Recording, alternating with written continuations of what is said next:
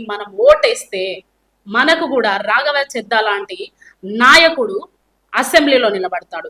అప్పుడే మన రాష్ట్ర జీవితాలు మన జీవితాలు మారుతాయి. అంతేగాని పార్లమెంటులో వినిపించి ఇక్కడ అసెంబ్లీలో వినిపించకపోతే రాష్ట్ర రాజకీయాలు మాత్రం మారవు.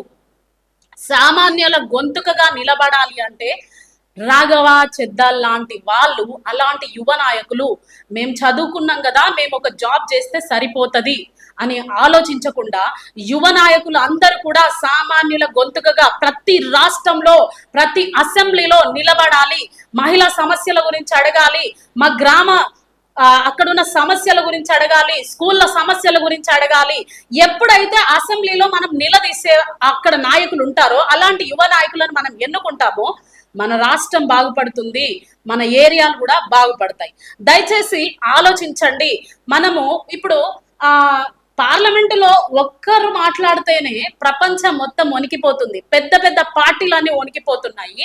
ఆయన చెప్పింది నిజమే కదా అని అక్కడున్న స్పీకర్ కూడా ఆలోచిస్తున్నారనమాట.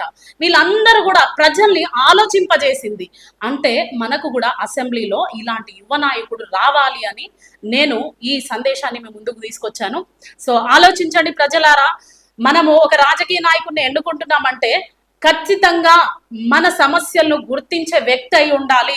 సామాన్యుల ప్రజలను ఎలాంటి సమస్యలకు వాళ్ళు ఇబ్బందులు పడుతున్నారని తెలుసుకునే నాయకుడిని మనం ఎన్నుకోవాలి.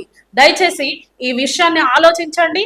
మీ అభిప్రాయాన్ని రాఘవ చెద్దా గురించి కూడా కావచ్చు, మన రాష్ట్రంలో జరుగుతున్న రాజకీయాల గురించి కూడా కావచ్చు, మీరు కామెంట్ చేయండి.